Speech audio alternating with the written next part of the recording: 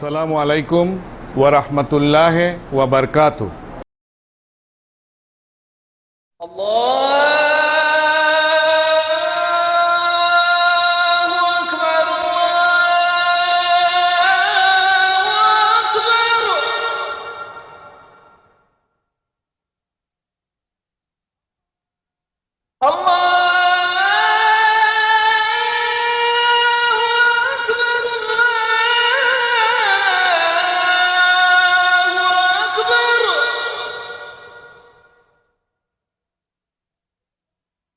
أشهد أن لا إله إلا الله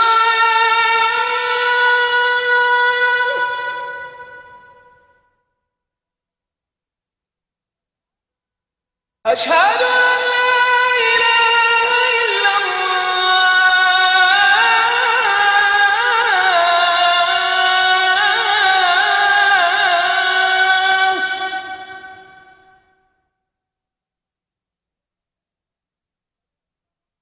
أشهد أن محمدا رسول الله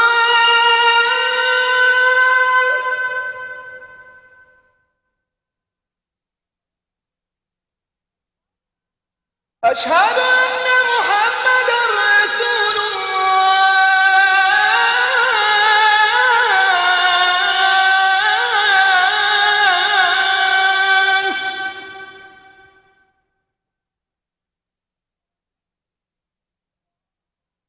حي على الصلاة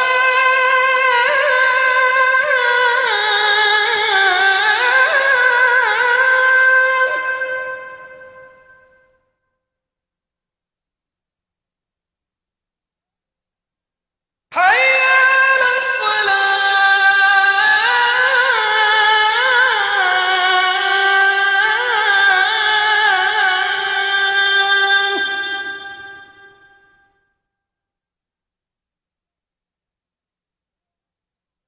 حي على الفلاح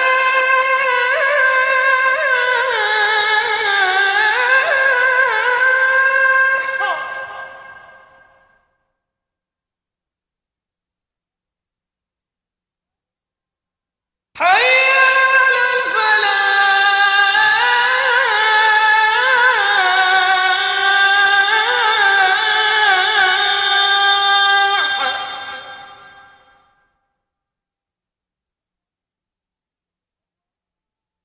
الله أكبر الله أكبر لا إله إلا الله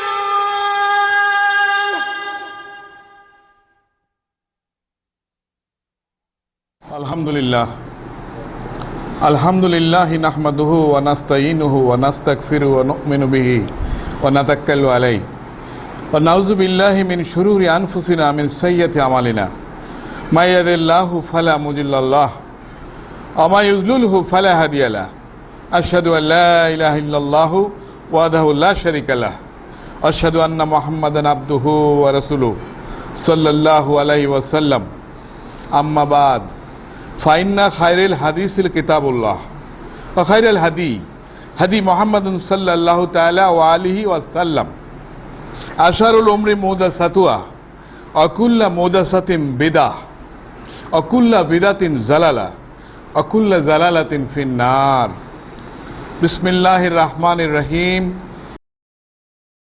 ইন্না আনজালনাহু ফি লাইলাতিল কদর ওয়া মা আদরাকা মা লাইলাতুল কদর লাইলাতুল কদরি খায়রুম মিন আলফি শাহর তানাজ্জালুল মালায়েকাতু ওয়ার রূহ ফিহা বিইজনি রাব্বিহিম মিন কুল্লি আমরিন সালাম হিয়া হাত্তা মাতলাইল ফজর।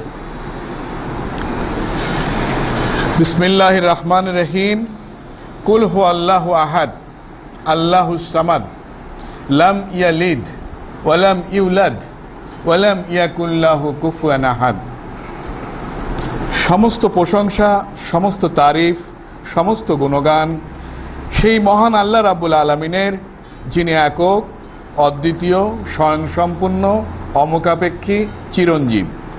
তন্দ্রা বা নিদ্রা যাকে কখনোই স্পর্শ করে না, যার কুরসি আকাশ ও পৃথিবী পরিবেষ্টন করে আছে এবং দুইয়ের রক্ষণাবেক্ষণ যাকে মোটেও ক্লান্ত করে না, তিনি সর্বোচ্চ এবং সর্বাপেক্ষা মহান।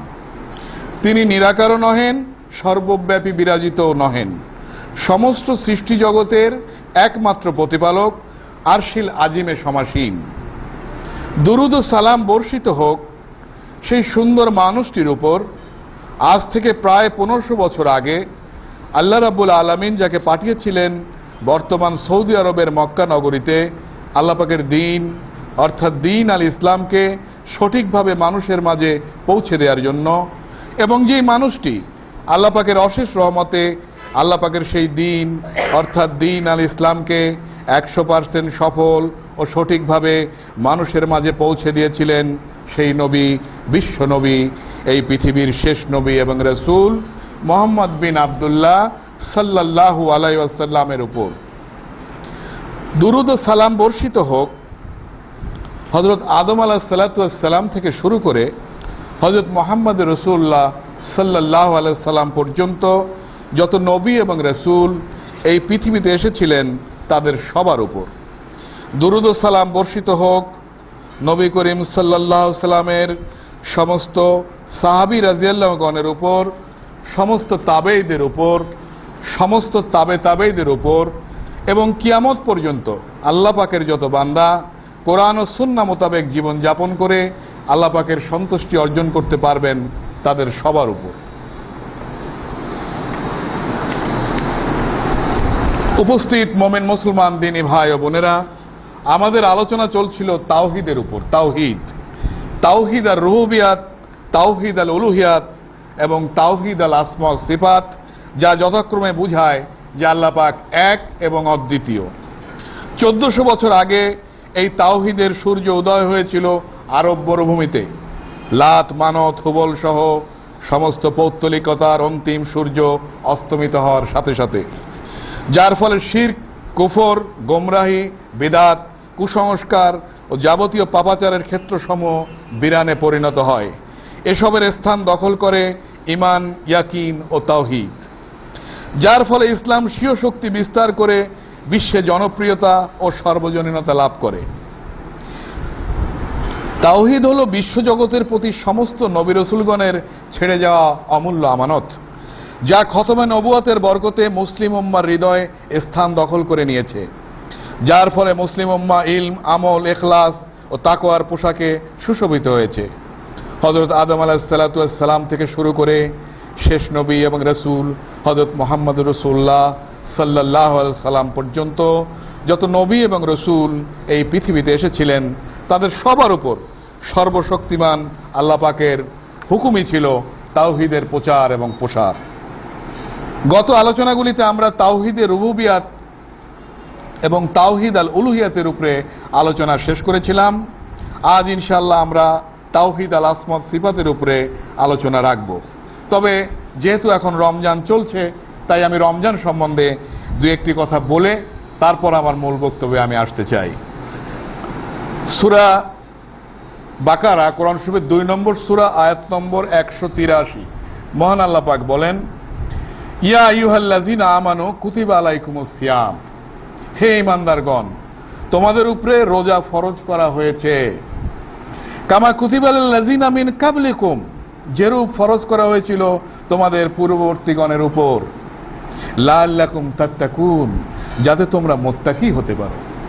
এখানে খেয়াল করুন, আল্লাহ পাক রোজদারদের প্রথমেই ডাকছেন কিন্তু কন্ডিশন দিয়ে ঈমানের, ইয়া আইয়ুহাল্লাযীনা আমানু, হে ঈমানদারগণ, তোমাদের প্রতি সিয়াম ফরজ করা হয়েছে। আল্লাহ পাক কিন্তু এখানে বলতে পারতেন, ইয়া আইয়ুহান নাস, হে মানুষেরা, তোমাদের জন্য সিয়ামকে ফরজ করলাম। কারণ মহাগ্রন্থ আল কোরআনুল করিম কেবলমাত্র মুসলমানদের সম্পদ নয়, এটা কেবলমাত্র মুমিনদের সম্পদ নয়, এটা বিশ্ব মানবতার উপর প্রেরিত আল্লাহ পাকের একমাত্র নাজিলকৃত সংবিধান, বিশ্ব মানবতার মুক্তির সনদ এই মহাগ্রন্থ আল কোরআনুল করিম।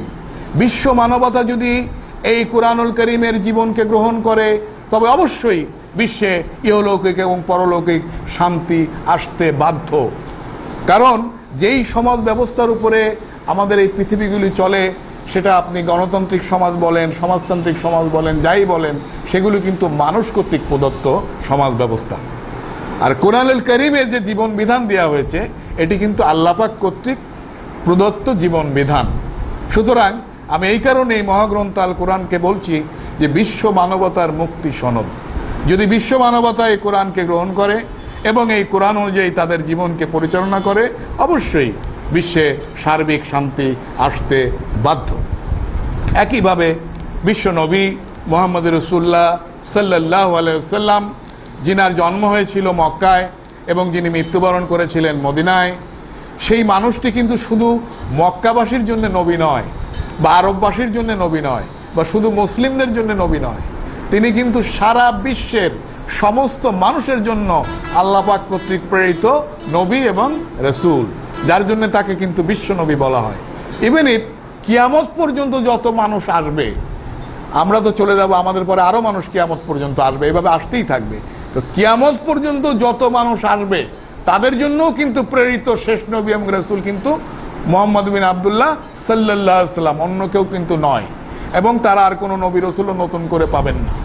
সুতরাং আমি যেটা বলতে যাচ্ছিলাম যে মহাগ্রন্থ আল কোরআনুল কারীম এটা শুধু মুসলিমদের সম্পদ নয়, এটা বিশ্ব মানবতার জন্য প্রেরিত, একইভাবে বিশ্ব নবীও বিশ্বের জন্য প্রেরিত। তো এই গ্রন্থে আল্লাহ পাক সিয়ামের ক্ষেত্রে তিনি ইমানদারদের ডেকে তাদের উপরে সিয়াম ফরজ করলেন, কিন্তু ইচ্ছা করলে কিন্তু তিনি সমস্ত আম মানুষের জন্য কিন্তু রোজা ফরজ করতে পারতেন, কিন্তু তা তিনি করেননি। যেমন ধরুন, হজের যে প্রথম আহ্বান জানানো হয় সেটি কিন্তু আম মানুষকে জানানো হয়েছিল। আমি সেই জায়গাটা একটু আসি, আমি রোজার সাথে এটার পার্থক্য আছে, এই জন্য আমি ওই আয়াতে একটু যাচ্ছি। সূরা হজ, কোরআন শরীফের 22 নম্বর সূরা 27 নম্বর আয়াত। মহান আল্লাহ পাক বলেন, ওয়াজিং ফিন নাসিবিল হাজ্জি ইয়াতুকা রিজালা ওয়া আলা কুল্লি দামিরি ইয়াতিনা কুল্লি ফাজ্জিন আমিক। ইব্রাহিম আলাইহিস সালাতু ওয়াস সালাম, আপনারা জানেন যে মুসলিম জাতির পিতা। ইনি শুধু মুসলিম জাতির পিতা নয়, ইনি কিন্তু ইহুদি জাতিরও পিতা এবং অ্যাট দি সেম টাইম উনি খ্রিস্টান জাতিরও পিতা। আল্লাহ পাকের এই নবী, আপনারা জানেন যে বর্তমান যে কাবাঘর যেদিকে ফিরে আমরা নামাজ পড়ি, এই কাবাঘরের তিনি রিপেয়ার এবং রিকনস্ট্রাকশন করেছিলেন, সংস্কার এবং পুনর্নির্মাণ।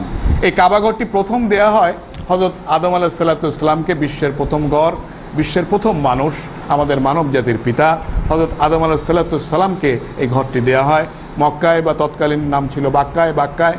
তখন থেকে ঘরটি এখানেই ছিল। নূহ আলাইহিস সালাতু ওয়াস সালামের সময় পর্যন্ত এই ঘরটি এভাবেই ছিল, কিন্তু নূহ আলাইহিস সালাতু ওয়াস সালামের সময় যে মহাপ্লাবন হয়, এই মহাপ্লাবনে কিন্তু এই ঘরটি ভেঙে যায়, অন্যান্য ঘরের সাথে এই ঘরটিও ভেঙে যায়, কিন্তু ভিতটি অবিকৃত থাকে। তো এই অবস্থায় এই নূহ আলাইহিস সালামের প্লাবনের পরে ইব্রাহিম আলাইহিস সালাম আসা পর্যন্ত প্রায় ডিফারেন্স কিন্তু 2000 ইয়ার্স, 2000 বছর। এই 2000 বছর কিন্তু কাবা কিন্তু এই পরিত্যক্ত অবস্থায় পড়েছিল। তারপরে আল্লাহ পাকের ইচ্ছা হলো, আল্লাহ পাক তো যা ইচ্ছা তাই তিনি করেন, নিজ ইচ্ছায় নিজ খেয়াল হলো যে তার দুই বান্দাকে দিয়ে তিনি এই কাবা রিপেয়ার রিকনস্ট্রাকশন করাবেন।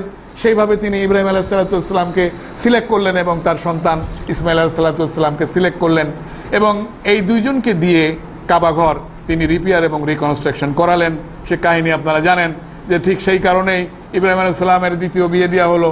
প্রথম স্ত্রীর সন্তান তখন হলো না, দ্বিতীয় বিয়ের পরে সন্তান হলো এবং সেই সন্তান সহ তাকে বনবাস দেওয়া হলো ঠিক কাবা যেখানে ভিত তার একটু নিচেই, এবং সেখানে আল্লাহ পাক প্রথম মানে আল্লাহ পাকের প্ল্যানিংগুলি দেখেন, মানে সেখানে তিনি শহর সৃষ্টি করবেন, এই জন্য কিন্তু সেখানে প্রথম পানির ফোয়ারা আনলেন, যেটা জমজম কূপ নামে অবহিত, এবং যে কূপ থেকে এখনো পানি অঝরে ঝরছে, এবং যে পানি মানে এত গুণ, এই পৃথিবীর আর কোনো পানিতে কিন্তু এই গুণ নেই।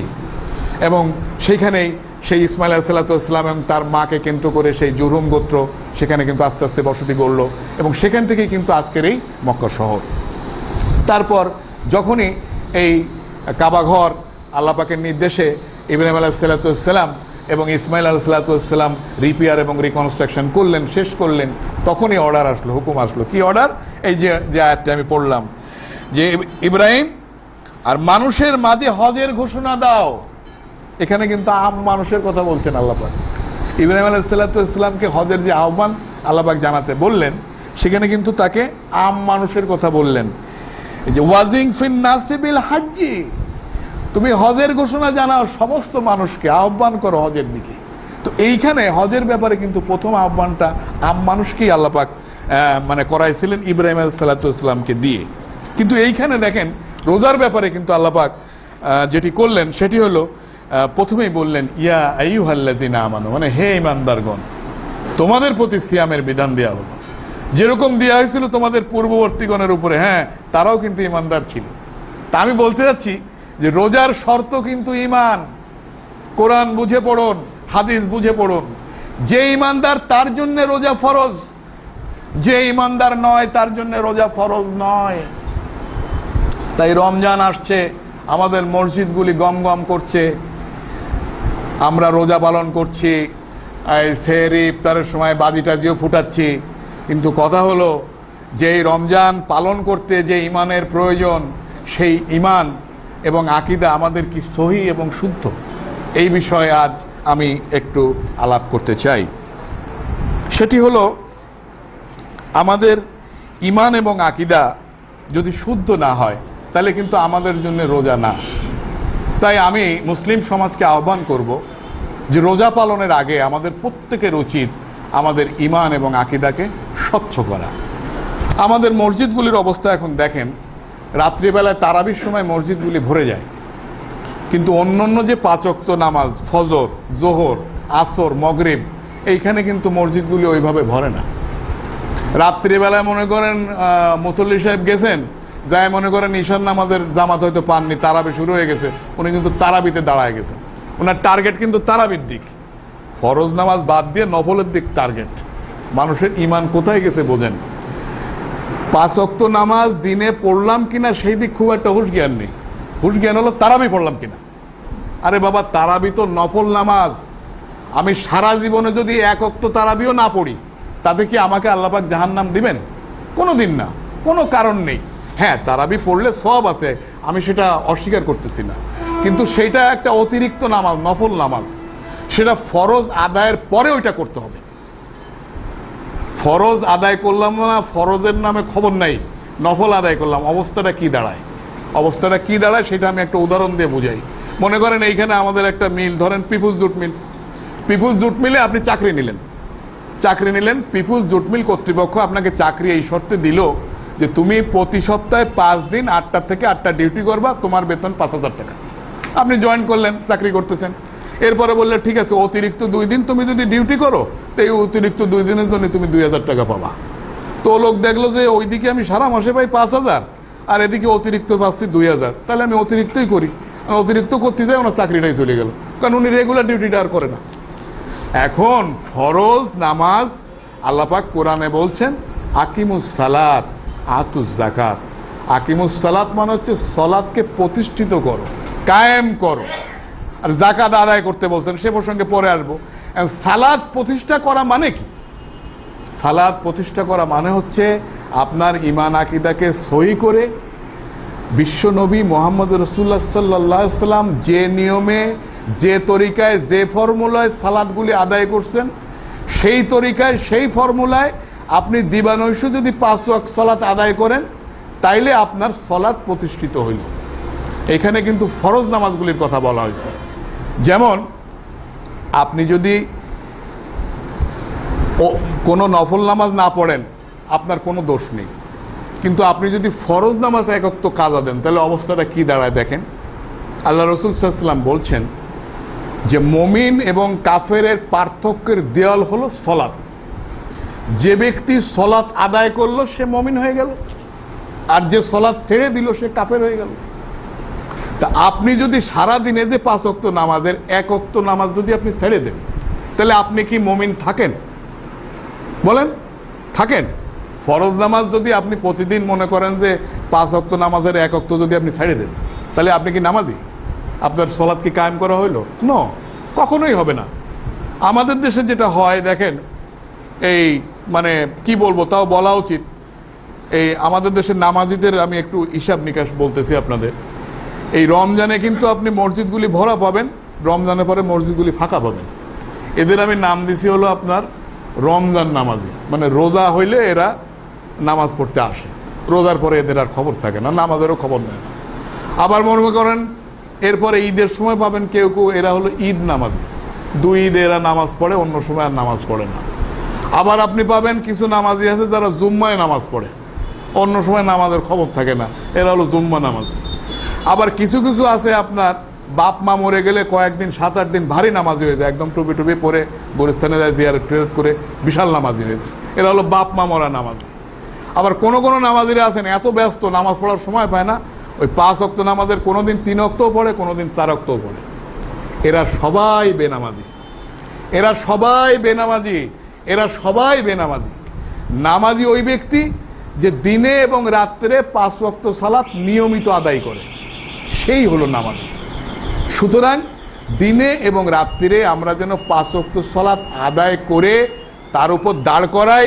বিশেষ করে ফরজ সালাতগুলি, এগুলির কোনো মাইন্ড নাই, এগুলি it is mandatory for all, এটা আমাদের সবার জন্য কম্পালসারি, এটা পড়তেই হবে। এটা ছেড়ে দিলে আমরা কাফের হয়ে যাব, কিন্তু নফল নামাজ ছাড়লে আমরা কাফের হব না। তাই আমাদের ইমান আকীদাটারে স্বচ্ছ করতে হবে। আগে ফরজ নামাজগুলির উপর আমাদের দাঁড়াইতে হবে। ফরজ নামাজটায় যখন আমরা কামিয়াব হব, পূর্ণ হবে, দাঁড়াইতে পারবো, প্রতিষ্ঠিত করতে পারবো, তারপরে নফল নামাজ যে যা পড়ি তাতে কোনো বাধা নেই, আপনি পড়েন, কিন্তু ফরজ নামাজ বাদ দিয়ে নয়। আমাদের দেশে অনেক মুসল্লিরাও আমি দেখছি তাহাজ্জুদের নামাজ পড়ে ঘুমায় গেছে, আপনার ফরজ নামাজ কাজা করে পরের দিন 12টায় যায় ফজর পড়তে। এই তাহাজ্জুদ পড়তে কিন্তু আল্লাহ পাক আপনাকে আমাকে বলে নাই। সুতরাং আমি মনে করি যে আমাদের দরকার হচ্ছে ইমানের শিক্ষা। ইমানের শিক্ষা যদি না থাকে তাহলে কিন্তু এই অবস্থাই হয় যে ফরজ নামাজ বাদ দিয়ে আগে নফলের পিছনে মানুষ দৌড়ায়। তো আমি সেটাই বলছিলাম যে আল্লাহ পাক যারা ইমানদার তাদের জন্য রোজাকে ফরজ করছেন, যাদের ইমান আকীদা নেই বা যারা ইমান আনেননি তাদের জন্য আল্লাহ পাক রোজাকে ফরজ করেননি। তাই রোজাকে সামনে করে আসুন আমরা আগে নিজেদের ইমান এবং আকীদাকে স্বচ্ছ করি, এবং আমাদের ইমান আকীদা স্বচ্ছ কিনা সেই ব্যাপারে আমি এখন একটু কোরআন হাদিস থেকে আসব। ইসলামিক শরিয়াতে ইমান আনা মানেই কিন্তু তাওহীদপন্থী হওয়া। আমি আবার বলছি, ইসলামিক শরিয়াতে ইমান আনা মানেই কিন্তু তাওহীদপন্থী হওয়া। তাওহীদ আল রুবুবিয়াত, তাওহীদ আল উলুহিয়াত এবং তাওহীদ আল আসমা সিফাতের 100% স্বীকৃতি একটা মানুষকে ইমানদার করতে পারে। কিন্তু কোনো মানুষ যদি তাওহীদ আল রুবুবিয়াতের স্বীকৃতি দিল, তাওহীদ আল উলুহিয়াতের স্বীকৃতি দিল না, সে কিন্তু ইমানদার হতে পারল না। আবার তাওহীদ আল রুবুবিয়াতের স্বীকৃতি দিল, তাওহীদ আল উলুহিয়াতের স্বীকৃতি দিল, কিন্তু তাওহীদ আল আসমা সিফাতের স্বীকৃতি দিল না, সেও কিন্তু ইমানদার না। কারণ ইমানের প্রথমেই আপনার আল্লাহ পাকের উপরে ইমান আনতে হবে, এবং আল্লাহ পাকের উপরে ইমান আনার প্রথম ধাপই হচ্ছে আপনার তাওহীদপন্থী হওয়া। কারণ আপনার ইমানে যদি তাওহীদি চেতনা থাকে তাহলে আপনি কখনোই শিরকে নিমজ্জিত হবেন না। আর আপনার ইমানে যদি তাওহীদ ছুটে যায় আপনি অবশ্যই অটোমেটিক আপনি শিরকে নিমজ্জিত হবেন, কাউকে কিছু বলা লাগবে না। তো আমরা এবং কোরআন এবং হাদিস থেকে এই বিষয়টা এখন একটু আলাপ করব, অল্প কিছু, যদিও আমাদের টপিকস এটাই ছিল, এর আগে আলোচনাগুলি আমরা করছি, তাও আমি এই আলোচনাগুলি একটু করতে চাই আমাদের রোজা সামনে রেখে আমাদের ইমান আকীদাকে সহি এবং শুদ্ধ করার জন্য।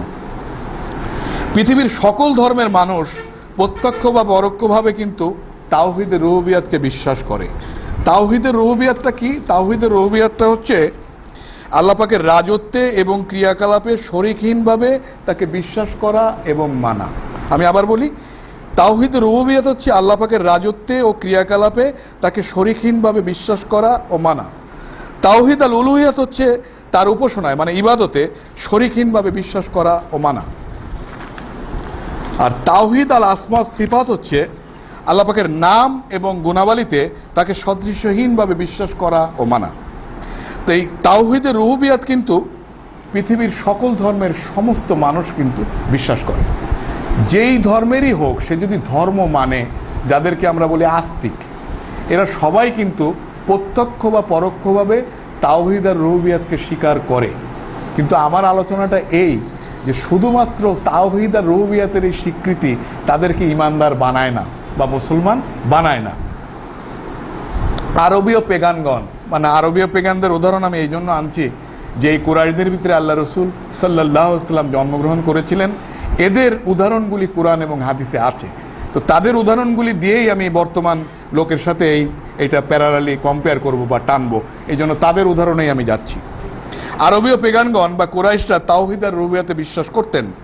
তারা আল্লাহতে বিশ্বাসী ছিলেন এবং তাকে সর্বোচ্চ চরম ও পরম প্রভু হিসাবে মানতেন, যা সূরা আল মুমিনুন সূরা নাম্বার 23 আয়াত নম্বর 84, 85, 86, 87, 88 এবং 89-তে প্রতিভাত হয়েছে। মহান আল্লাহ পাক বলেন, জিজ্ঞেস করুন এই পৃথিবী এবং এতে যা আছে তা কার? যদি তোমরা জানো তখন তারা বলবে আল্লাহর। বলুন তবুও কি তোমরা শিক্ষা নেবে না? জিজ্ঞাসা করুন কে সপ্তাকাশ ও মহা আরশের অধিপতি? তখন তারা বলবে আল্লাহ। বলুন তবু কি তোমরা সাবধান হবে না? এই ধরনের আয়াতগুলি আপনারা আরও পাবেন সূরা আজ-জুখরুফ, কোরআন শরীফের 43 নম্বর সূরা, আয়াত নম্বর 9 ও 97-তে, সূরা আনকাবুত সূরা নম্বর 29 আয়াত নম্বর 63-তে এই একই ধরনের আয়াতগুলি পাবেন কুরাইশদের প্রসঙ্গে, যেটা আল্লাহ পাক বলছেন। কিন্তু আমি যা বলতে চাচ্ছি তা হলো এই, তাদের এই তাওহীদ আর রুবুবিয়তের বিশ্বাস তাদেরকে ঈমানদার বা মুসলমান বানায়নি। তার কারণ তারা তাওহীদ আল উলুহিয়াতে বিশ্বাসী ছিল না। আরবীয় পেগানগণ কুরাইশরা তাদের সকল প্রকার ইবাদত বা উপাসনায় আল্লাহকে এককভাবে ডাকতো না। দেখেন আল্লাহ পাককে প্রভু একক হিসাবে মানছে, কিন্তু ইবাদতে যে আল্লাহ পাককে এককভাবে ডাকছে না, যদিও তারা আল্লাহকে প্রভু বা রব হিসাবে মানত। তারা মনে করত যে ফেরেশতা বা বুজুর্গ ব্যক্তিদের মধ্যে আল্লাহর নিকটে বিশেষ মর্যাদা রয়েছে। দেখুন তাদের ভুলগুলি কোথায়। আল্লাহ পাকে একক রব হিসাবে মানছে, এই কাবা ঘর আল্লাহর ঘর তাও তারা মানে।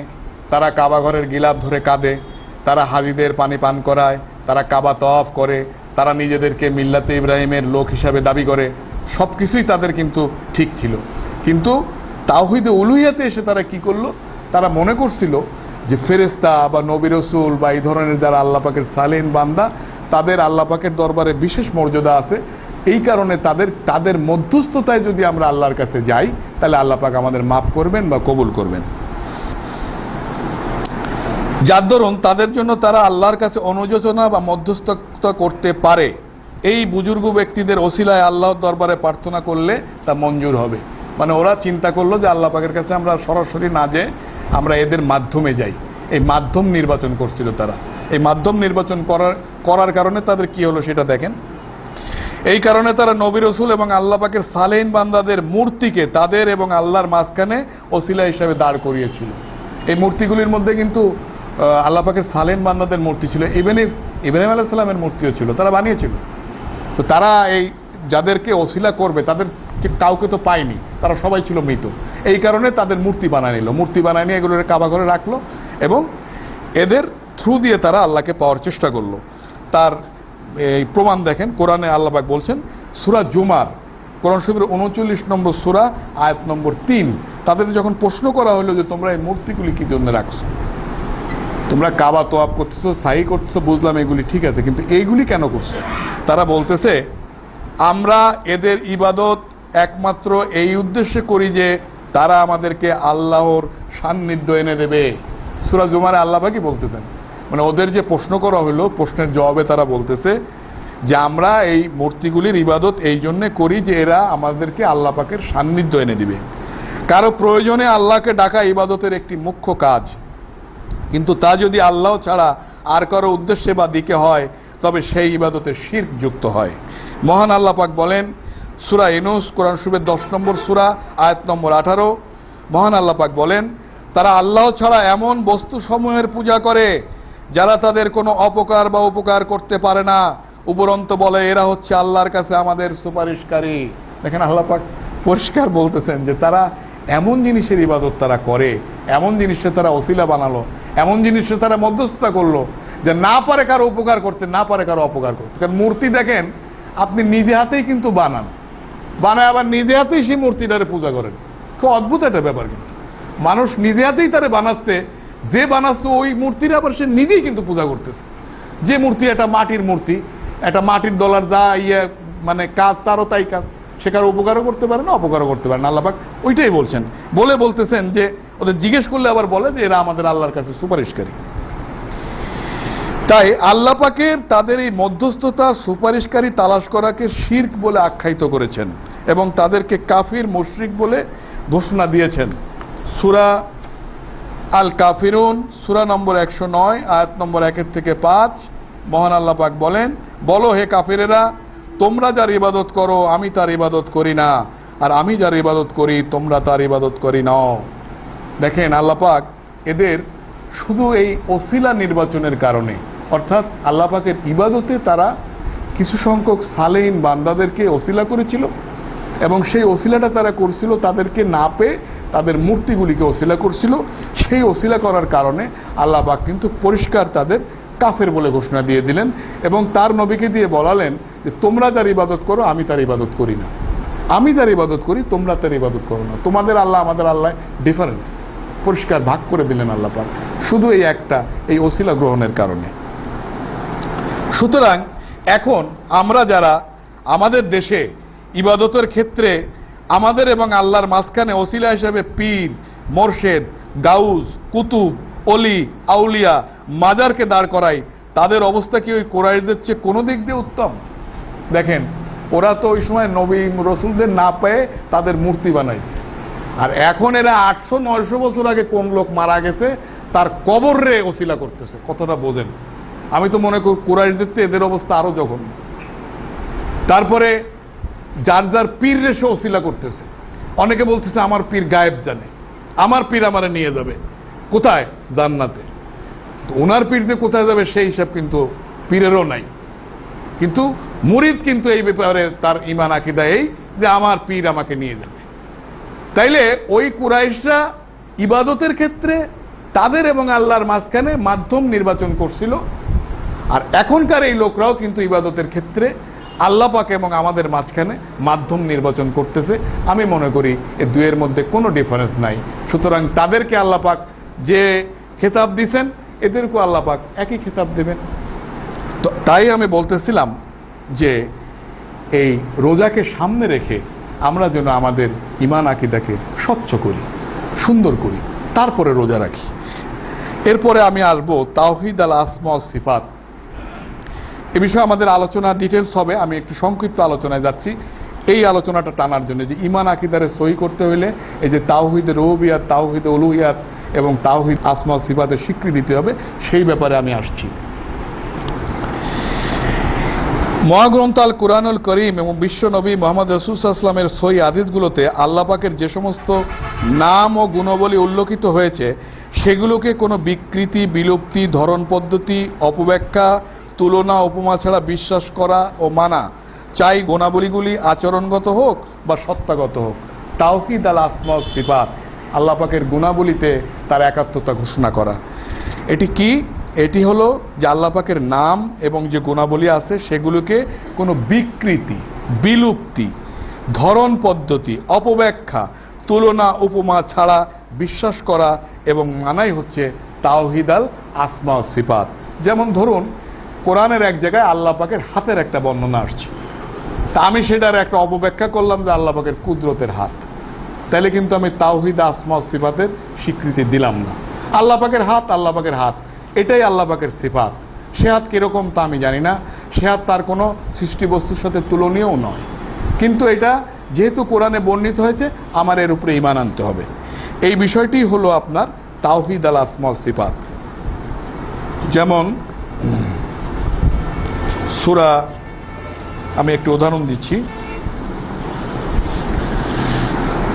সূরা ইউনূস, কোরআন শরীফের 10 নম্বর সূরা, আয়াত নম্বর 3। মহান আল্লাহ পাক বলেন, নিশ্চয়ই তোমাদের প্রতিপালক হলেন আল্লাহ, যিনি আকাশমণ্ডলী আর পৃথিবীকে 6 দিনে সৃষ্টি করেছেন, অতঃপর তিনি আরশিল আজিমে সমুন্নত হয়েছেন, তিনি যাবতীয় বিষয়াদি পরিচালনা করেন। এই আয়াতে খুব সরল এবং স্পষ্ট আয়াত। আল্লাহ পাক বলছেন যে তিনি 6 দিনে আকাশ এবং পৃথিবী সৃষ্টি করলেন, সৃষ্টি করে তিনি আরশিল আজিমে সমুন্নত হলেন বা উপবিষ্ট হলেন, সেখান থেকেই তিনি যাবতীয় কর্মকাণ্ড পরিচালনা করেন। এখন আপনি আমি যদি বলি যে আল্লাহ পাক সর্বত্র বিরাজিত, তাহলে এই আয়াতের সাথে আপনি আমি কন্ট্রাডিক্ট করলাম না? এ কিন্তু ঈমানের বেসিক ব্যাপার, আপনি কিন্তু বুঝেন। আমাদের দেশে মুসল্লির সংখ্যা কিন্তু অনেক, দাড়িও বড়, কপালও বিরাট দাগ, বিরাট টুপি, কিন্তু ঈমান আকীদা তাই যে আল্লাহ পাক নিরাকার, সর্বব্যাপী বিরাজিত। আর এই কথাটার মানে কি?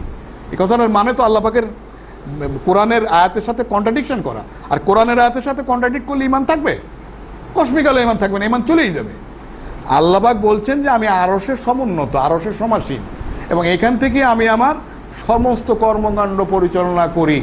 আর আপনি বলতেছেন যে আল্লাহ পাক সর্বত্র বিরাজিত। আরে সর্বত্র বিরাজিত তো বায়ু, পৃথিবীর 60 মাইল যদি ধরেন, এই 60 মাইল ব্যাপী বায়ু সর্বত্র বিরাজিত। এখানেও আছে, ওই নাসির হাসপাতালের ভিতরে কেবিনে, সেখানেও আছে। কিন্তু আল্লাহ পাক কি এখানেও আছেন, ওই কেবিনেও আছেন? নাউযুবিল্লাহ, তা তো না। আল্লাহ পাক আছেন আরশিল আজিমে। সুতরাং আল্লাহ পাক আরশিল আজিমের সমুন্নত, এটি তার সিফাত, এটিকে স্বীকার করে নিতে হবে। সূরা জুমার, কোরআন শরীফের 39 নম্বর সূরা, আয়াত নম্বর 67, মহান আল্লাহ পাক বলেন, তারা আল্লাহর যথাযোগ্য মর্যাদা দেয় না। কিয়ামতের দিন সমগ্র পৃথিবী তার হাতের মুষ্টিতে থাকবে, আর আকাশমণ্ডলী থাকবে ভাঁজ করা অবস্থায় তার ডান হাতে। তিনি পবিত্র এবং মহান, আর তারা যা শরিক করে তা থেকে তিনি অনেক ঊর্ধ্বে। দেখুন, এই আয়াতে আল্লাহ পাকের হাতের খুব স্পষ্ট কথা বলা হয়েছে। এই হাত, আল্লাহ পাকের হাত আছে, এটি তার সিফাত। এটির কোনো ব্যাখ্যা, অপব্যাখ্যা, বিলুপ্তি, উপমা, তুলনা ছাড়াই বিশ্বাস করতে হবে যে আল্লাহ পাকের হাত আছে। আল্লাহ পাকের হাত আছে, এটি তার সিফাত। সে হাত কিরকম তা আমি জানি না, সে হাত আল্লাহ পাকের কোনো সৃষ্টি বস্তুর সাথে তুলনীয় নয়, কিন্তু আল্লাহ পাকের হাত আছে, এর উপরে আপনাকে আমাকে ঈমান আনতে হবে। এটি তাওহীদ আল আসমা ওয়াস সিফাত। এইভাবেই মহাগ্রন্থ আল কুরআনুল করিম এবং রাসূল সাল্লাল্লাহু আলাইহি ওয়াসাল্লামের সহিহ হাদিসগুলোতে আল্লাহ পাকের হাত, পা, চোখ, তার নেমে আসা, তার উপরেও ওঠা ইত্যাদি সম্বন্ধে যে আয়াতগুলি বর্ণিত হয়েছে, তার কোনো ব্যাখ্যা, বিকৃতি, বিলুপ্তি, অপব্যাখ্যা ছাড়া তা মেনে নেওয়াই হচ্ছে তাওহীদ আল আসমা ওয়াস সিফাত। সুতরাং কেউ যদি বলেন যে আল্লাহ পাক নিরাকার এবং তিনি সর্বত্র বিরাজিত, তিনি আসলে তাওহীদ আল আসমা ওয়াস সিফাতকে অস্বীকার করেন। সুতরাং তিনি কসমিকালও ইমানদার হতে পারবেন না। তাই আমি যা বলতে চাচ্ছিলাম তা হলো এই, যে আসুন আমরা রোজাকে সামনে রেখে আমাদের ইমান আকীদাকে শুদ্ধ করি। তাওহীদ আল রুবুবিয়াত, তাওহীদ আল উলুহিয়াত এবং তাওহীদ আল আসমা ওয়াস সিফাতের 100% স্বীকৃতি দিয়ে কোরআন এবং হাদিস অনুযায়ী সত্যিকার ইমানদার হই, অতঃপর সিয়াম পালন করে মুত্তাকি হওয়ার চেষ্টা করি। মিথ্যা কথা বলা, চগলখড়ি করা, ঘুষ খাওয়া, সুদ খাওয়া, ব্যভিচার করা, গীবত করা, এই সমস্ত কাজ থেকে বিরত থাকি, নেক কাজের উপরে নিজেকে দাঁড়ানোর চেষ্টা করি। এবার আমি মহাগ্রন্থ আল কোরআনুল করিম থেকে মুত্তাকির একটি সংজ্ঞা আপনাদের দিব। এই আয়াতটি আপনারা বাসায় যেয়ে পড়বেন, এবং এটি মুত্তাকি হওয়ার একটা সংজ্ঞা। আপনারা জানেন যে কোরআনের এক আয়াতের ব্যাখ্যা কিন্তু কোরআনের আর এক আয়াত, তারপরে কোরআনের ব্যাখ্যা হচ্ছে রাসূল সাল্লাল্লাহু আলাইহি ওয়াসাল্লামের সহিহ হাদিসগুলো। এর বাইরে কোনো ব্যাখ্যা কিন্তু আমাদের কাছে গ্রহণীয় নয়, বা কারো কাছেই গ্রহণীয় নয়। তো আল্লাহ পাক এখানে যে মুত্তাকি হওয়ার কথা বললেন ওই আয়াতে, এই সূরারই 177 নম্বর আয়াতে আল্লাহ পাক সেই মুত্তাকি হওয়ার একটি সংজ্ঞা দিচ্ছেন। তোমরা নিজেদের মুখ পূর্ব দিকে করো কিংবা পশ্চিম দিকে, এতে কোনো কল্যাণ নেই। সূরা বাকারা সূরা নম্বর 2 আয়াত নম্বর 177, মুত্তাকির একটি সংজ্ঞা আল্লাহ পাক কোরআনে দিচ্ছেন। আপনারা শুনুন, এখানেও প্রথমে বলা হচ্ছে তোমরা নিজেদের মুখ পূর্ব দিকে করো কিংবা পশ্চিম দিকে, এতে কোনো কল্যাণ নেই। বরং কল্যাণ আছে যে কোনো ব্যক্তি ঈমান আনবে আল্লাহ, শেষ দিবস, ফেরেশতাগণ, কিতাব সমূহ এবং নবীগণের প্রতি। দেখুন, পশ্চিম পূবে ফিরলে লাভ নেই, লাভ আছে ঈমান আনার উপরে। প্রথম ঈমানটা আনতে হবে আল্লাহ পাকের উপরে, এবং সেই ঈমানটা আল্লাহ পাক ঠিক কোরআন হাদিসে যেভাবে নির্দেশ দিয়েছেন সেইভাবেই আনতে হবে। তারপরে আপনি শেষ দিবস, ফেরেশতাগণ, কিতাবসমূহ এবং নবীগণের প্রতি যে ঈমান আনবেন, সেই ঈমানটাও আনতে হবে ঠিক কোরআন হাদিসে যেভাবে বর্ণিত হয়েছে সেইভাবে। আপনার নিজস্ব মতে, নিজস্ব ভঙ্গিতে ঈমান আনলে ঈমান আকীদা সহি সম্পূর্ণ হবে না। এরপরেই আল্লাহ পাক বলছেন, ঈমান আনা হলো, এরপরে দেখেন কি করতে হবে সেটা আল্লাহ পাক বলে দিচ্ছেন। এবং আল্লাহর ভালোবাসার্থে ধন সম্পদ, আত্মীয় স্বজন, ইয়াতিম, মিসকিন, মুসাফির ও যাত্রাকারীদের এবং দাসত্ব জীবন হতে নিষ্কৃতি দিতে দান করবে, এবং সালাত কায়েম করবে ও জাকাত দিতে থাকবে। ওয়াদা করার পর সেও ওয়াদা পূর্ণ করবে, এবং অভাবে, দুঃখ, ক্লেশ ও সংগ্রাম সংকটে ধৈর্য ধারণ করবে। এ লোকেরাই সত্যপরায়ণ, আর এ লোকেরাই মুত্তাকি।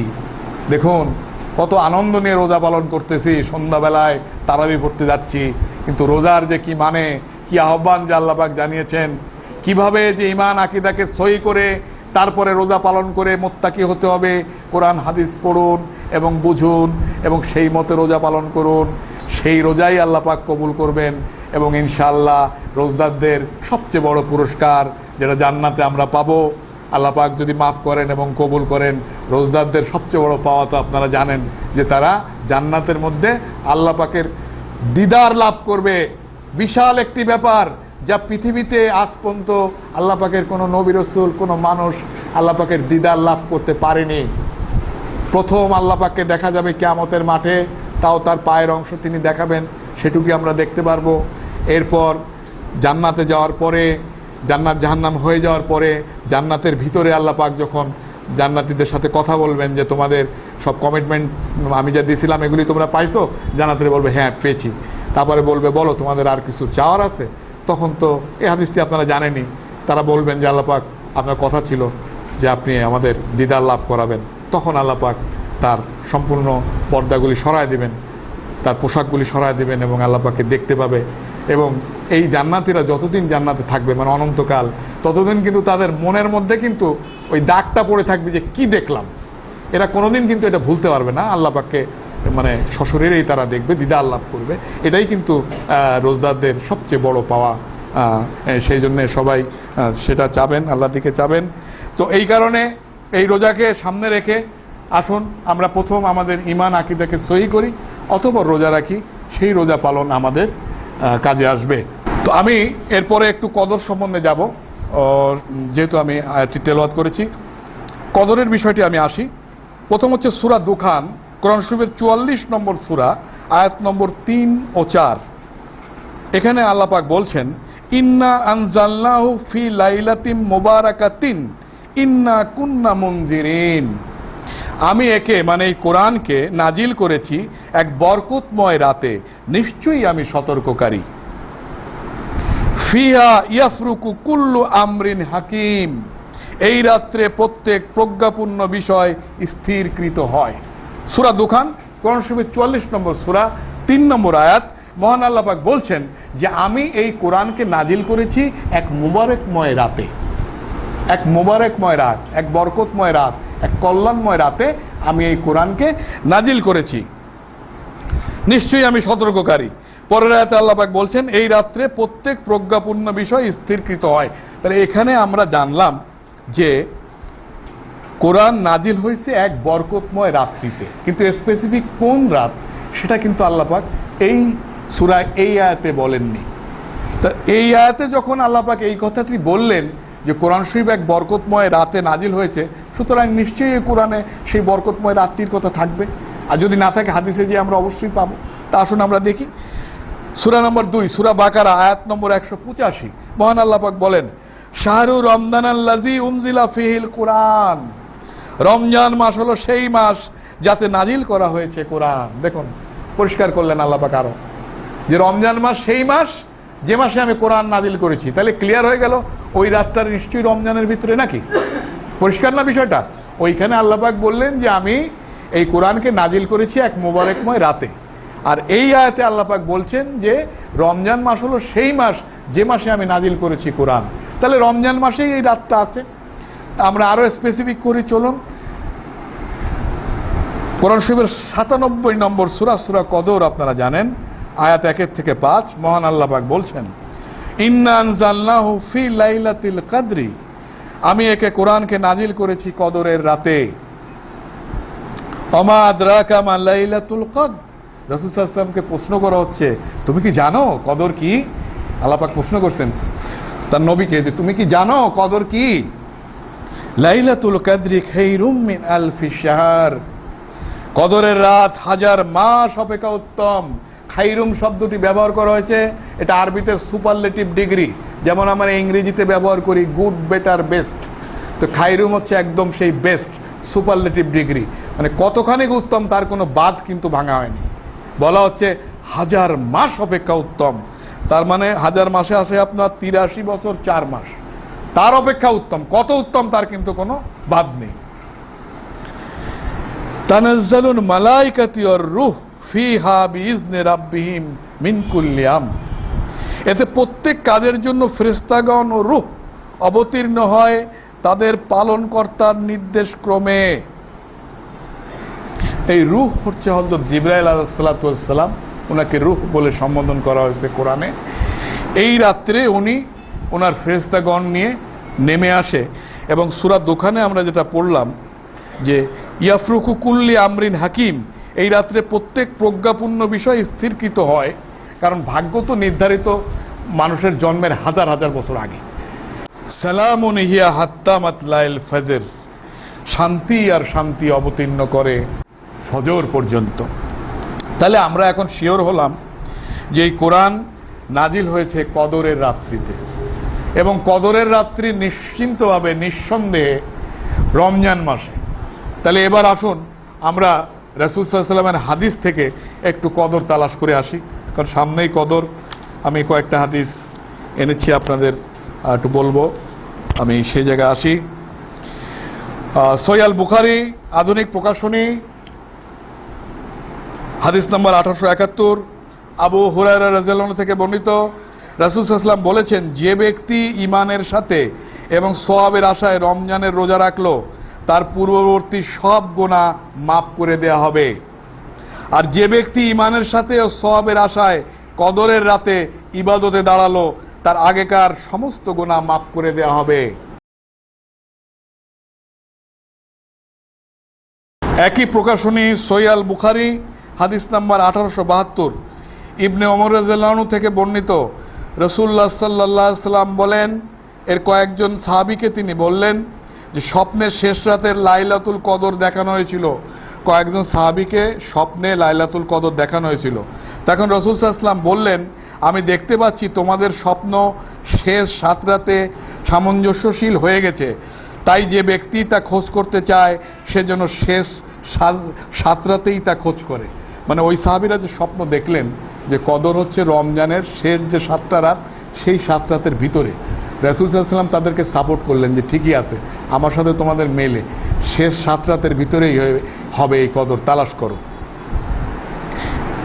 পরের হাদিসটি 1873 নম্বর হাদিস, সহিহ আল বুখারী একই প্রকাশনী, আবু সালমা রাদিয়াল্লাহু আনহু থেকে, আবু সালমা রাদিয়াল্লাহু আনহু বলেছেন, আমি আবু সাঈদকে, যিনি আমার বন্ধু ছিলেন, এক প্রশ্ন করলাম।